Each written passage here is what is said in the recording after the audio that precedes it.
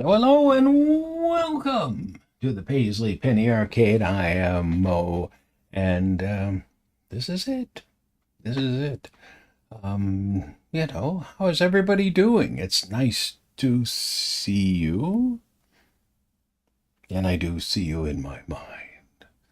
I'm looking, and I see you, and okay, enough of that. How are you today?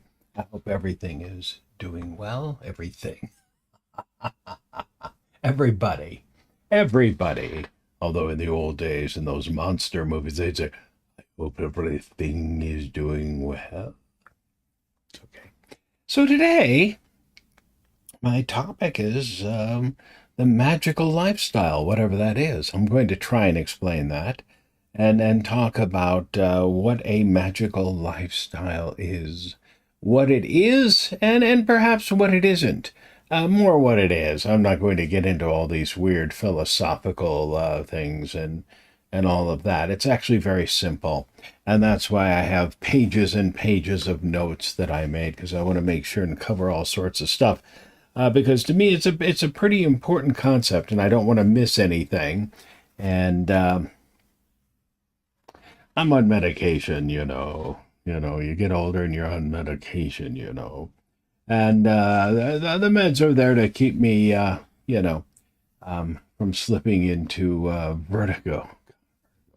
I don't know if any of you have had vertigo, but it's not like the Jimmy Stewart movie. There are those people who get that, and they fall in love with Kim Novak, and it's easy to do. But it's just one of those things. Oh, someone has slipped into the chat room. Pamela, hello. It's good to see you. Happy Wednesday, the 8th of July. The 8th of July.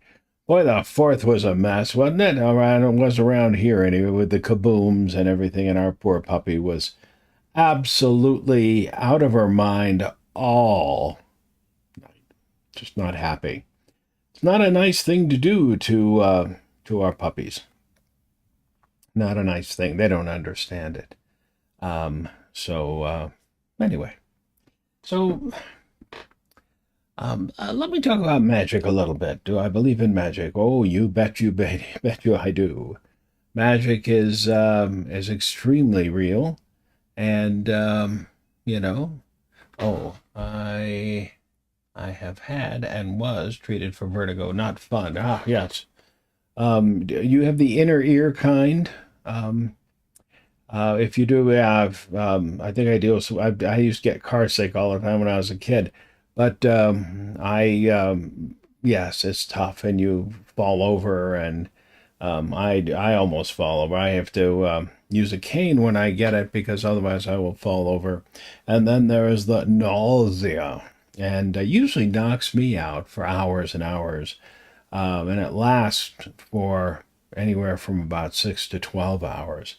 It's no fun. And they've done the whole thing with, do this. And my doctor, bless his heart, he's a wonderful guy. I like him very much. He sent me a thing that watch this, do this on this very channel, YouTube. And you get on your hands and knees and you put your head on the ground in a certain way. And if I could do that, I would be in Cirque du Soleil. I'm in my 70s, and it's not the type of thing that I can do anymore. I don't think I could have done it when I was in my sevens. Maybe I could have. But tough stuff. With me, it's a genetic thing, I believe. Um,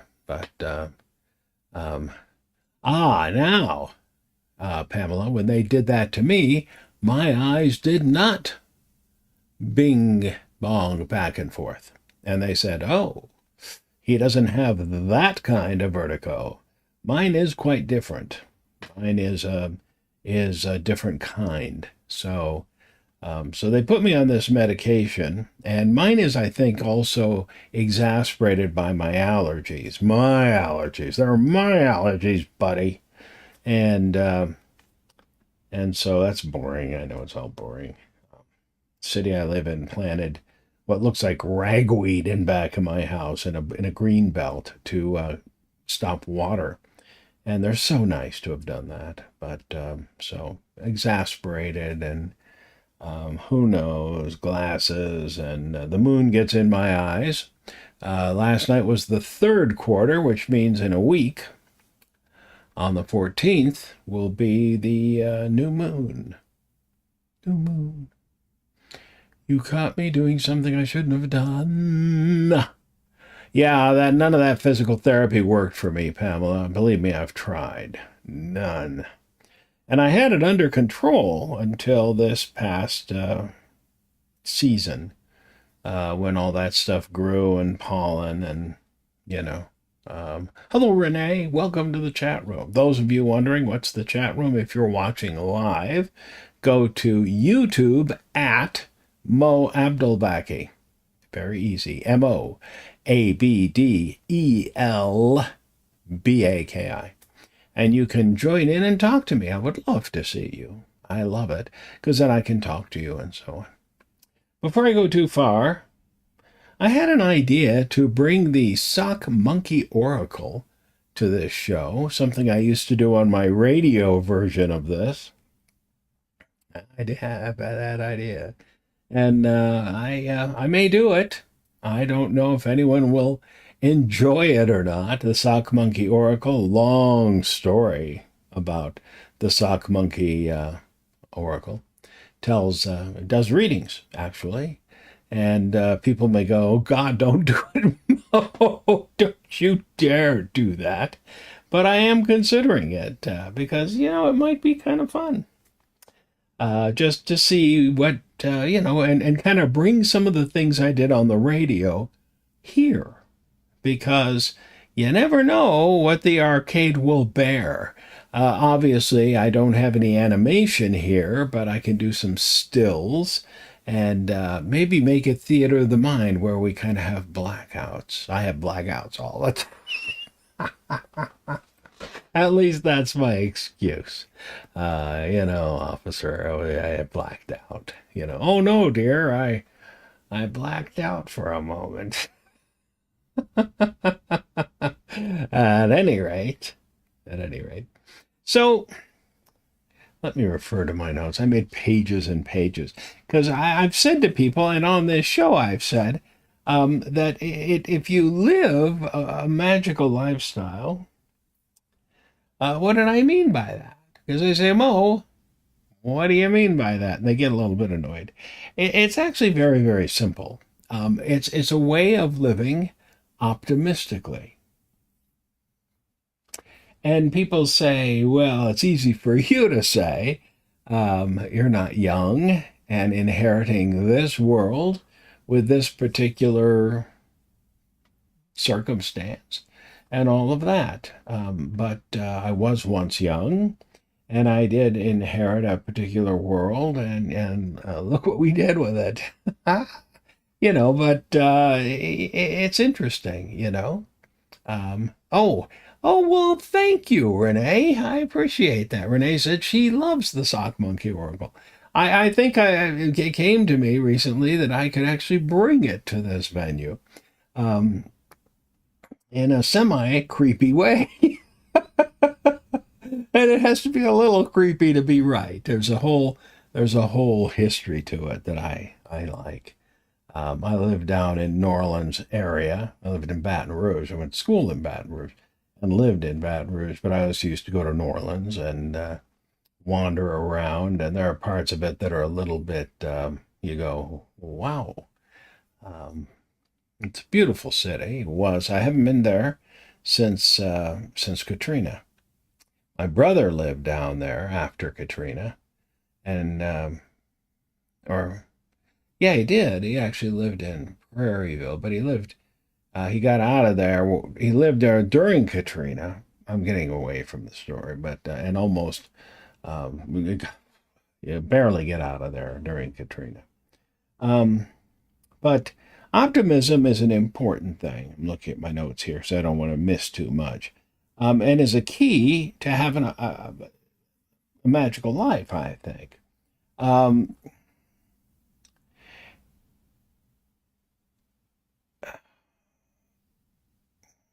Not many people are optimistic. I'm a very optimistic guy. I didn't used to be.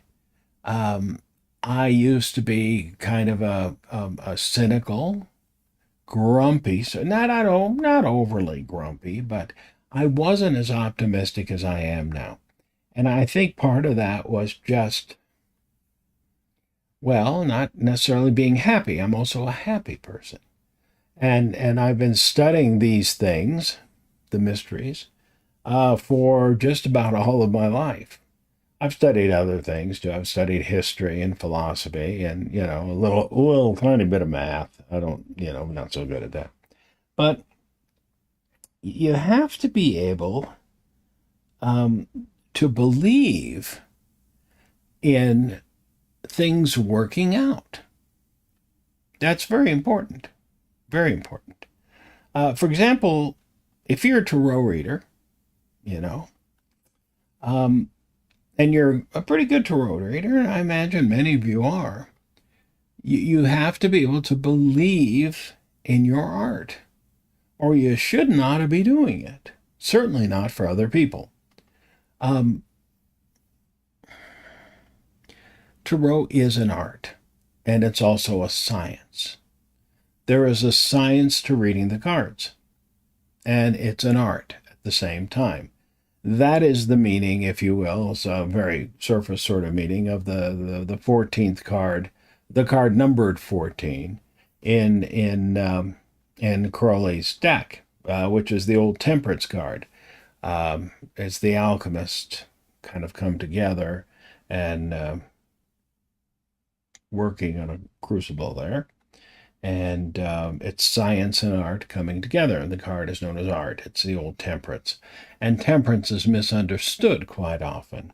It's smelting together, not melting, smelting together, two disciplines to form something brand new. And when you're reading for someone, you have to be able to believe in your ability to do the job and that there is a potential for what you do. It's very important. It's not just saying, okay, I look at these cards, I say what I say. I've used this example before that I met a guy once who decided that he could quit selling insurance and just start doing readings. And he didn't believe in any of it. He just saw someone he knew making a small fortune doing it. And she used cards, but she used them merely as props. She did very, very well for a while. I don't know how long she continued, but she did very, very well. She was a delightful person, mind you, a delightful person with a bubbly personality. And he didn't do so well because he believed that he was pulling one over on people. Um, so you have to be able to really believe in what you're doing and be able to hold on to that and believe that you are doing something good, even if you deliver bad news. But you have to always try to find the positive aspect of that, in my opinion. You're not just going to be beware the Ides of March, that sort of thing. I mean, what good was that warning to Julius Caesar if he didn't pay any attention to it? Beware the Ides of March. Well, he didn't pay any attention to it. He got stabbed, got shivved. Well, actually got shanked with shivs. They weren't shivs. They were, a pretty high class. I mean, these are senators, for goodness sake. Nowadays, they just bribe each other. So, the whole point of living a magical life is to be in tune with natural law. Not many people are anymore. They don't seem to find what we would call a jive, a natural jive. The just ride the wave of whatever nature is. And I'm not talking about like going out and hugging a tree, although I've done that. You walk away and there are ants crawling all over you, like, which is fine. It's, you know. Hopefully not ticks. I did that once. I sat on a tick log in the mountains and stood up, and I was like, oh, not so good. It was here in Colorado. Well, 50 years ago at least. Um, so my friend and I did what we do. That evening, you look at each other in every nook and cranny, absolutely buck naked and butt naked, I'll say. And the other is a bit racist, if you know what I mean. And then you get drunk. I drunk on Southern Comfort. The only time I ever drunk the stuff. And then you forget all about it. Um, Natural law. See, I don't believe in the supernatural. That's another part of it for me. Everything is natural. Ghosts, whatever it may be, it's all natural. Everything is natural. And I like that. There's nothing supernatural. So I'm natural, you're natural, you know. Taking a sip of tea in the middle of what you're talking about is pretty natural, excuse me. Good tea for decaf. Um, but it takes more than being in tune with it and living with it. It takes and what do I mean by action? Well, action is movement, you see. You have to be active in that world. Let's see what I wrote here. Oh, movement is deliberate or it isn't. You either are going to be deliberate or deliberate. He's a juvenile deliberant. You have to be conscious. See, now, when I talk about magic, there is this thought about magic that magic is, poof, or ritualistic, and there are ritual magicians. They're out there. I've even, taught some ritual stuff and, things to do on the new moon or things to do on Samhain or whatever. And that's fine. But that's not what this is about. You can do that stuff. This is about just living and empowering yourself, in essence, to be happy. Because none of the rest matters if you're not kind of happy. You see? The key is to be conscious in the moment. Now, I can be pretty unconscious. That's true. But awareness is vital to every now and then just stop and say, okay, this is beautiful. I'm alive and I'm happy for it. Just a minute ago, I was looking for something which I found, but I also found a pamphlet from the memorial for a friend of mine who died about a year and a half ago. And that'll wake you right up, in memory of so-and-so. And he was a dear friend of mine. And so you see something like that and you say, I can't believe he's not around. I mean, I'm still here, thank goodness. But Bill's gone. And you see that picture, and I think to myself, he would not have liked this picture at all. He just would have hated it, and he would have hated probably the whole thing, the whole memorial and the modeling. It was kind of modeling. He would have loved that people were saying nice things about him, but there's so much that I don't think he would have liked. And you think about the fact that, well, I'm getting to that age.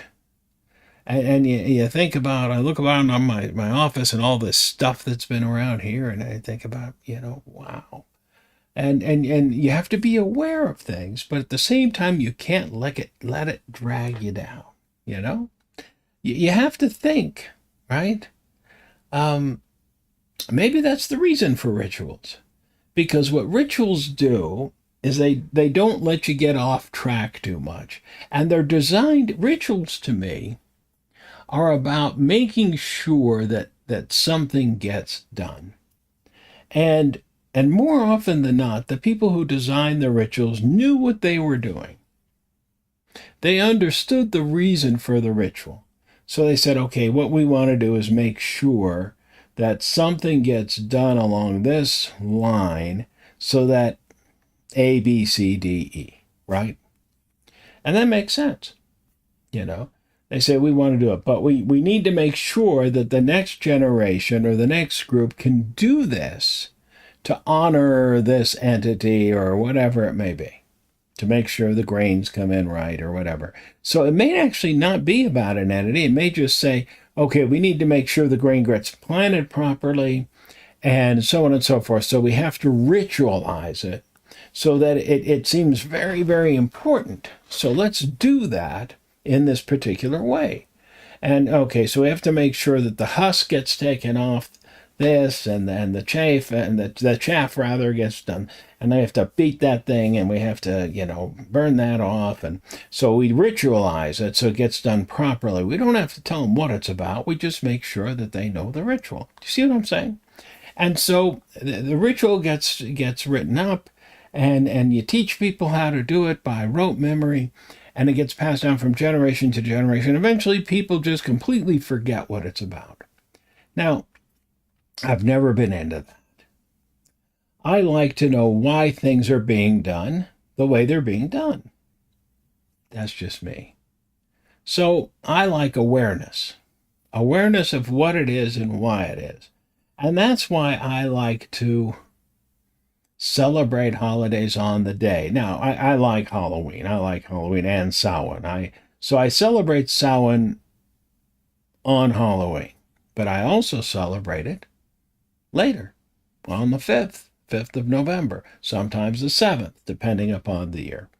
And I find out what it is. I like that. I like Beltane on the 1st of May, and then I like it on the 5th. Why? Because there's an awareness there. I like that concept of knowing what's what. I just think that that's very cool. That is a magical way of living. Because it's not magical thinking. There's a difference there. Superstition annoys me. I used to be a very superstitious guy. Unfortunately, my kids still, when salt spills when they're cooking, over the left shoulder. And I feel I am responsible for that, because I used to be superstitious, and when something like that happened, over the left shoulder. And I don't do that anymore because I made a deliberate attempt to toss superstition away, to get rid of it. Superstition is a bane to what we're talking about: optimism and successful thinking, and being in line with elemental forces, whatever they are, and magical forces, natural forces, okay? Nature is the elements. Nature is the seasons, or are the seasons, if you want to be correct. Right? All right, let me make sure I'm not going to miss anything, because there's a lot to cover. With practice, we become constant in our pursuit of consistency in direction of our life, right? And direction is vital, because flow is the key to magic. Flow. It's like a river flows. It's like wind flows. And it's so predictable that weather is more predictable now than it ever has been. There are variables, of course, and that's what we see when these guys get it wrong. And they do get it wrong, but they're better at getting it now than they ever have been. What did I say here? Is there any wisdom here at all? I don't think so. About flow. It's the constant movement of energy. I agree with that. It brings creativity and freshness to the mind, which in turn must lead to optimism and open mindfulness. Now, I agree with that. It's what keeps creativity going. It's what brings productivity to our lives. It's what makes life fun. If you've ever known anyone who was always kind of dour, and grumpy, it's rare that they actually seem to get a lot done, in my opinion. I think that there is a great joy in the flow. the consistency, the movement of that energy of the mind and of the heart, right? I don't move around a lot anymore because it causes a lot of cracking and breaking and stuff. So, but part of this is to keep the mind active and free from stagnation. Wow, how do you do that? Journal, right? And I think longhand is the way to do it. There is a different, and I've got, I can type, and I can dictate, and talk into the microphone and to put it down. But I think the mind's eye is a very powerful, maybe even the third eye, is a very powerful tool because it is stimulated by something that I don't think we completely understand. I don't understand it completely, but do it by hand. Put pen, pencil, crayon, magic marker, Sharpie, whatever. Put it to paper and write. I like longhand. I like writing. I love to write. I use fountain pens because I've used them since I was a kid, and I've loved them the whole time. They can be messy. They can be really messy. Better than Bic pens. And I still, hey, here's a Bic pen. Right? It stands for Biro, the inventor of the BIRO, the inventor of the ballpoint pen, French fellow. And thank you, Monsieur Biro, for the ballpoint pen, because in doing so, well, and it came in handy. But the ballpoint pen is so the Bic International Company, the Biro International Company, Bic, and these things.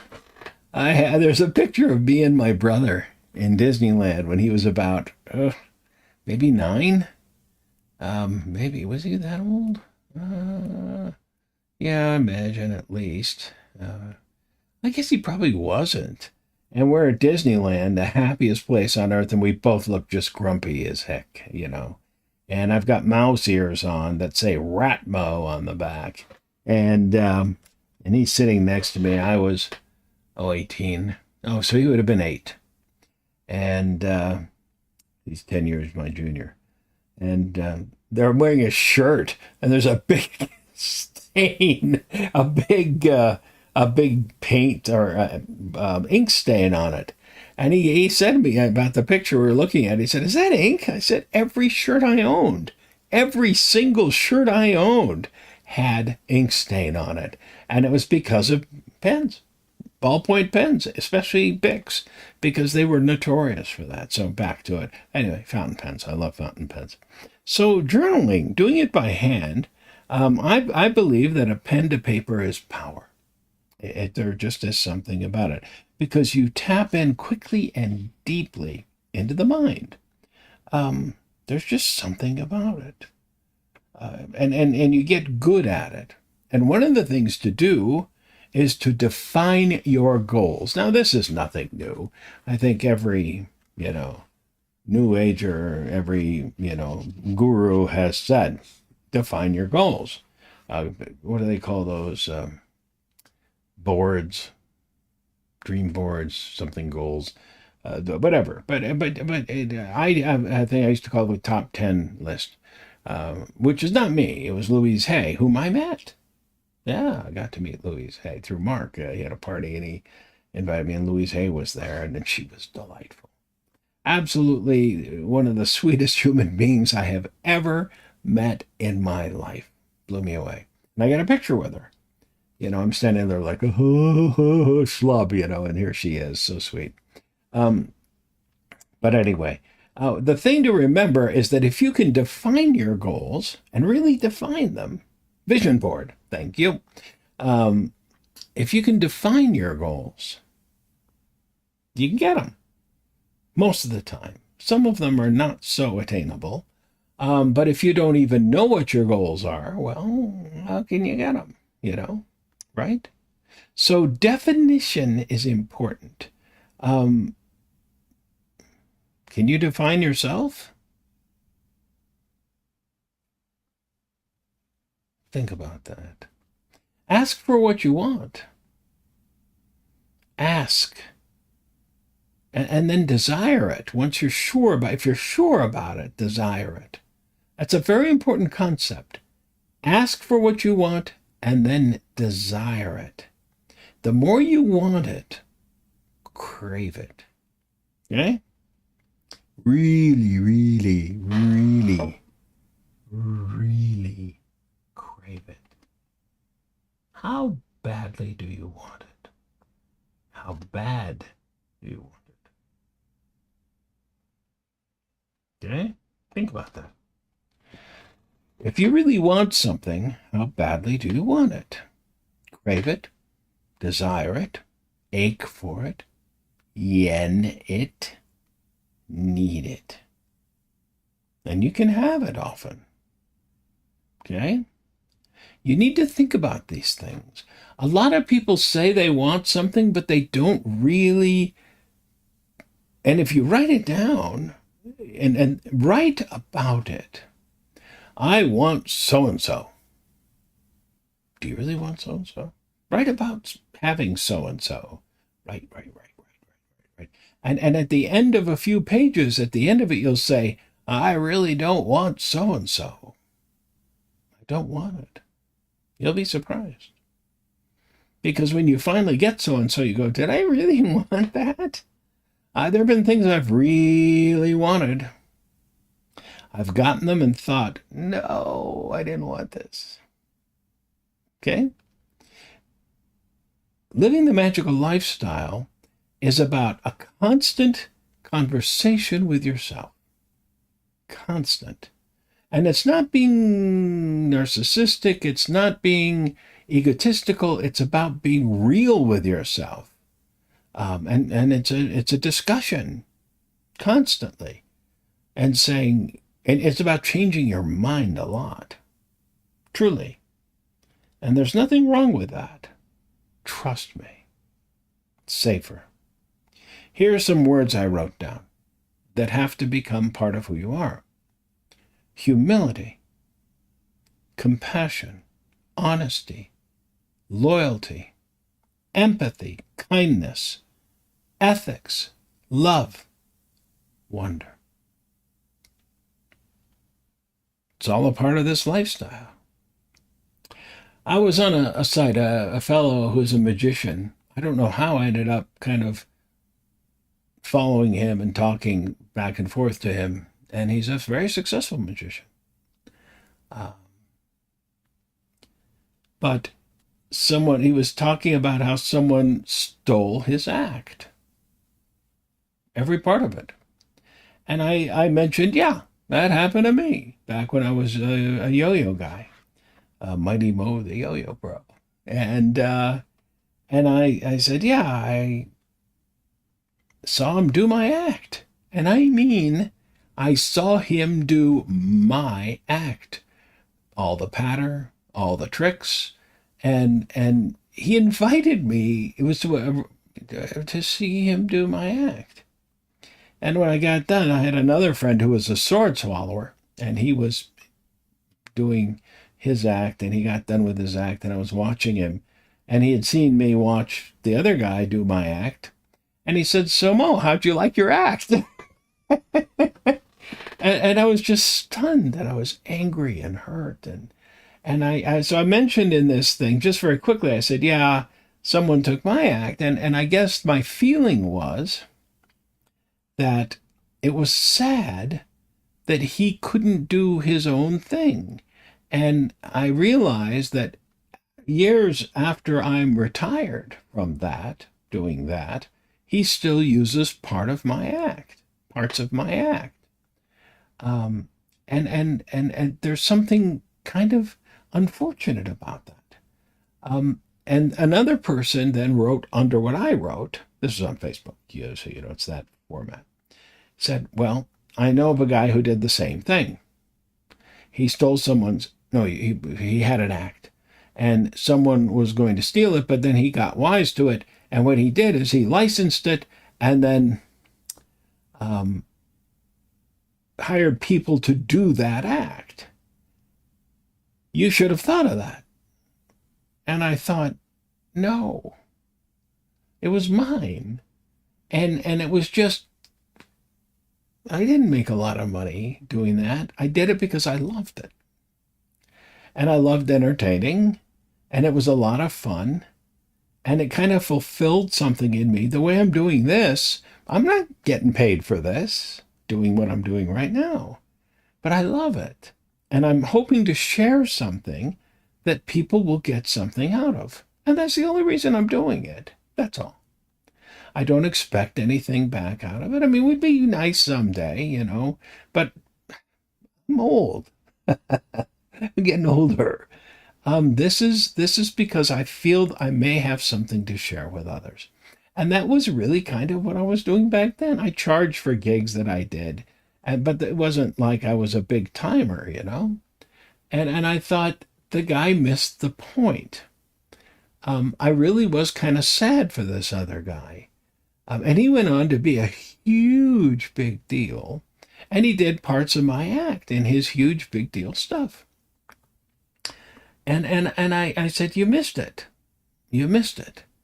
And I guess the point of that is that being original and having empathy and tolerance and compassion is much more important than making a lot of money. I think that that's part of, I don't know, maybe I'm a schmuck. Maybe I'm wrong. But better to live with yourself,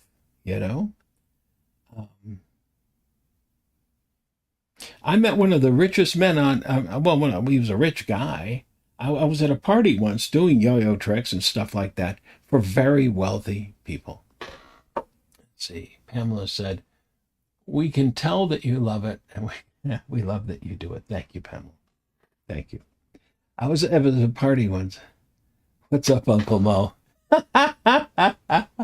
Hiya, Zach. It's good to see you. It's my nephew.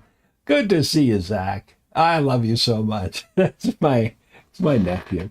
Just doing my thing, Zach. Just doing my thing. Just talking about the world and my life and, cool stuff. Talking about the magical lifestyle. Being happy, being optimistic. Yeah. Yeah. That's my brother's kid. He's his youngest son. Yeah. He's been blessed with beautiful children, wonderful children. He really has. Okay, let me move on here. So it boils down to trust, I wrote, and I think I wrote that pretty well. Trust in our path fully.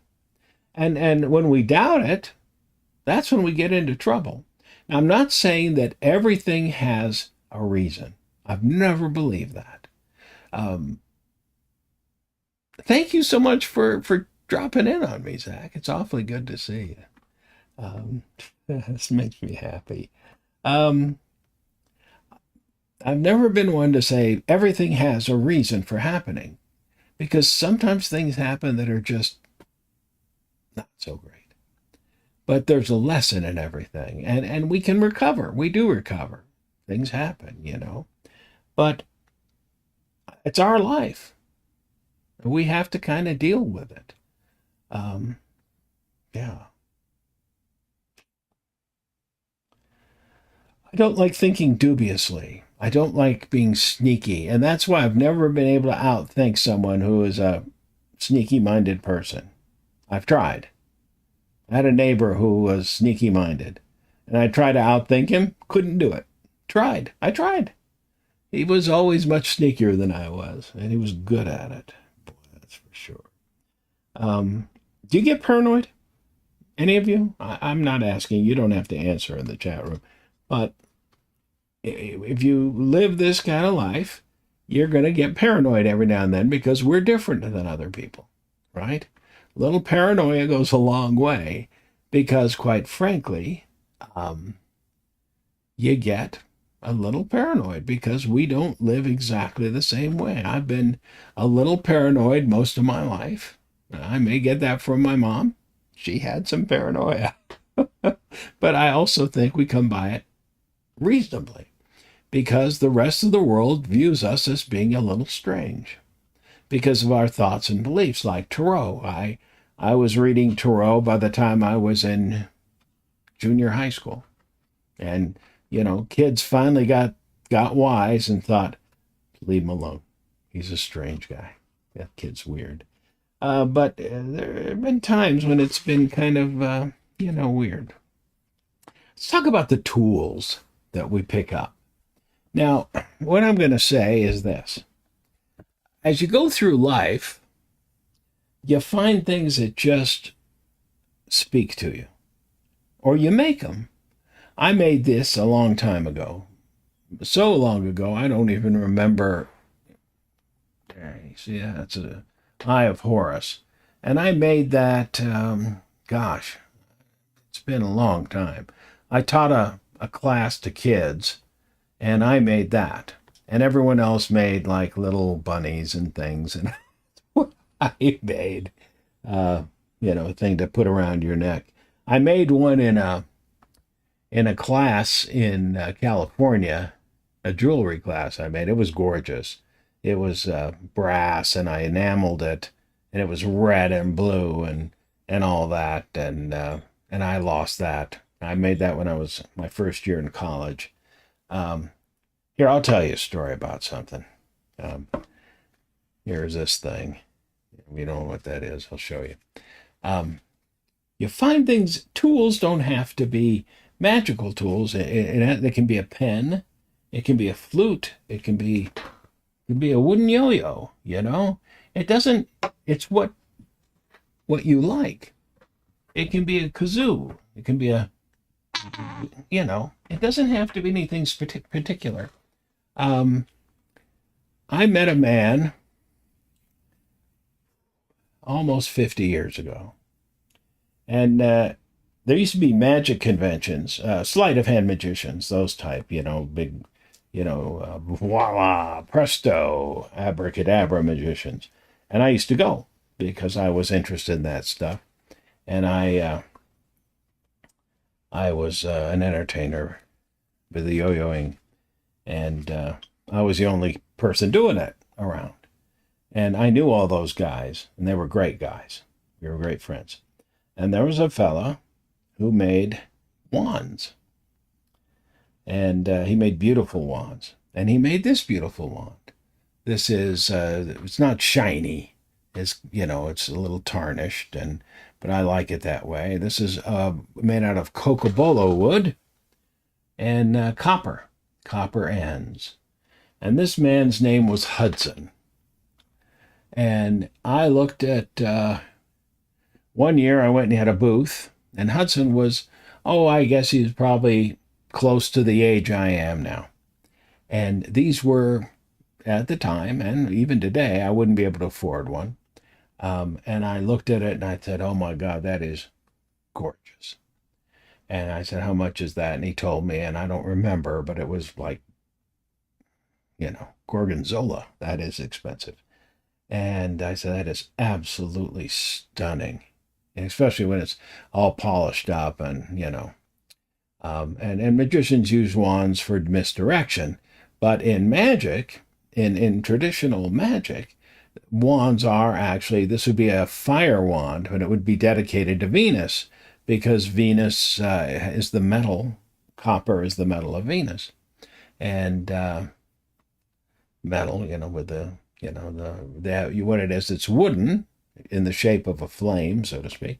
And then there's metal that runs through it. So, but this isn't that, it's caps, and it comes apart and it's very beautiful. And magicians use it to do all sorts of sleights, and I'm not going to do that. But I love this thing, and it just spoke to me. So the next year at the convention, and I lusted after it, and, two kids, raising two kids, and I had a wife, but I had to clear everything through her, and so on and so forth. The next year, I go to the convention, and there's Hudson. And he just gives me this. Just gave it to me. That was magical. But so was Hudson. He was kind and compassion. I said, man, you do it. And he said, when someone appreciates something that I make as much as you appreciated the wand, you should have it. And I would rather see you with it than not. And that was magical. And he was magical. And he was the embodiment of kindness, I thought. And that made it all the more magical to me, you see. Do you see what I'm saying about magic?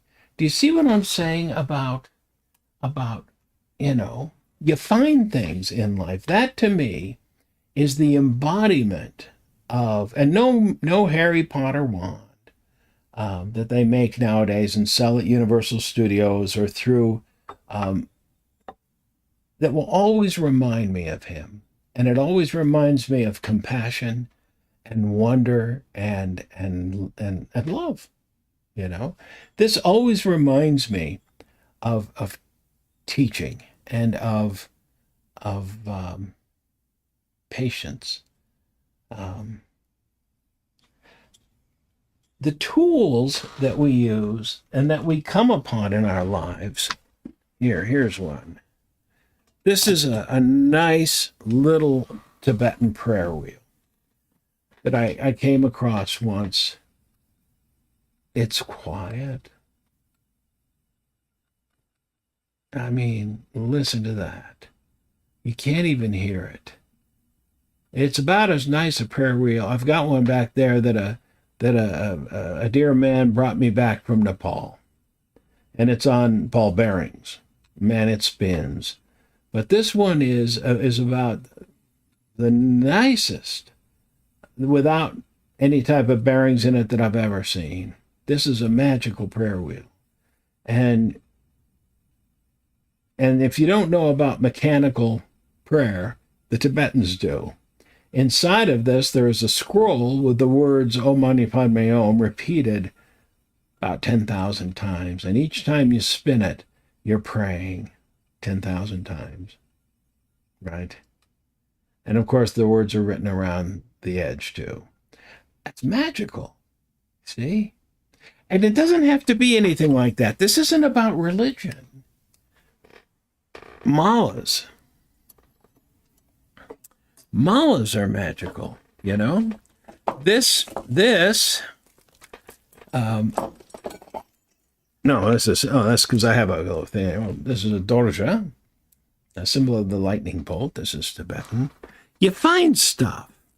These beads, I didn't make them, I strung them. These are oak beads.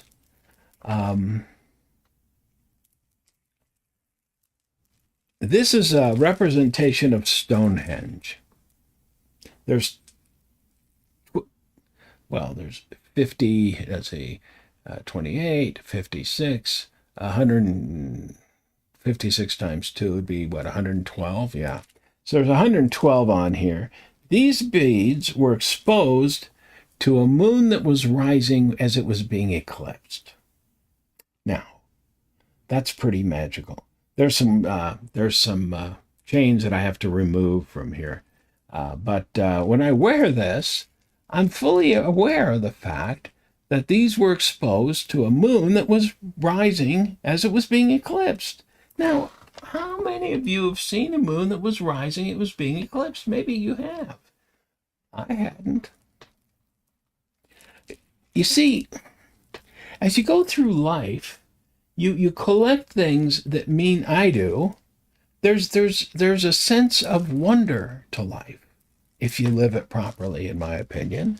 I went to the grocery store once. Now, I'd always wanted to see, it's going to sound so stupid, I'd always wanted to see the Oscar Mayer Wienermobile. Always. It was always a goal of mine to see it. And I went to the store once and it was there in the parking lot. I went, oh my God. And this was just a few years ago. And there it was in the parking lot. And I said, oh my God, parked the car. They were getting ready to leave. And they said, do you want to come in? I said, no, I have no desire to come into the Oscar Mayer Wienermobile. I want a weenie whistle. She said, really? I said, are you kidding me? I want a weenie whistle. And they gave me a weenie whistle, and I took some pictures, and here it is. It is, this is going to sound nuts to you, but to me, it is kind of magical to me. It sounds ridiculous, I know, but these are the things that become a part of one's life. And it happened. I just happened upon it. And here's the thing. I was thinking about it the day before. I hadn't read it. I don't get a newspaper. Wasn't in the news. I was just thinking, I wonder if I'm ever going to get my own weenie whistle. A friend gave me one. So I'd been talking about it. And I found one at a Goodwill one. Didn't work. The one he gave me didn't work very well. This one works. It's loud. I'm not going to blow it.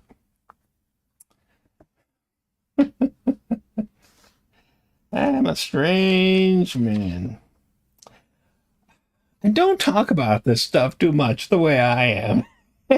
And by now you're saying, oh, I understand why, you know?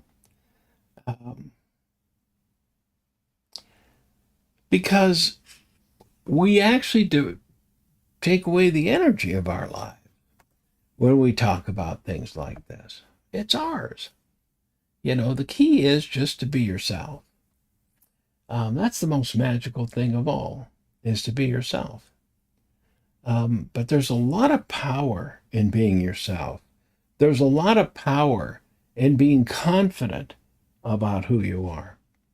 And if you want to practice some form of magic, be it Wicca or being it a religion, even one of the big 5, I don't know, I guess there's 5, one of the big 5, do it. Don't let anyone tell you shouldn't do something orthodox or a big deal, you know. Be who you are, but understand that being you is extremely powerful, you know. I used to be kind of embarrassed of being me. That stopped a long time ago. I was raised being told that being me was wrong, and that being me was not right. You know, because I was not doing what I was supposed to be doing. I was being rebellious. Boy, was I being rebellious. Yeah. Yeah. I guess I still am in some way. So I think the point is that living a magical lifestyle is knowing yourself as much as you can, being truthful with yourself. Never lie to your doctor. Ever lie to your doctor. Don't ever lie to your doctor. And never lie to yourself. Okay? You know, just don't do it. And never lie to your reader. Because your reader knows. People used to try to lie to me all the time. I go, really? You know, I charge a pretty penny. Why are you lying to me? I can see right through it.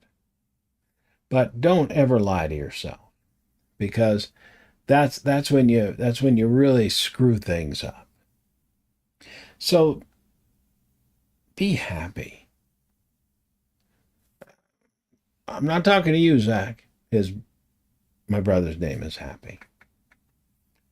Although there's nothing wrong with being your dad, but that's weird because, anyway, the whole point is to embrace yourself fully, and you find yourself in line and aligned with universal law. And things start to change in your life quickly and pretty completely.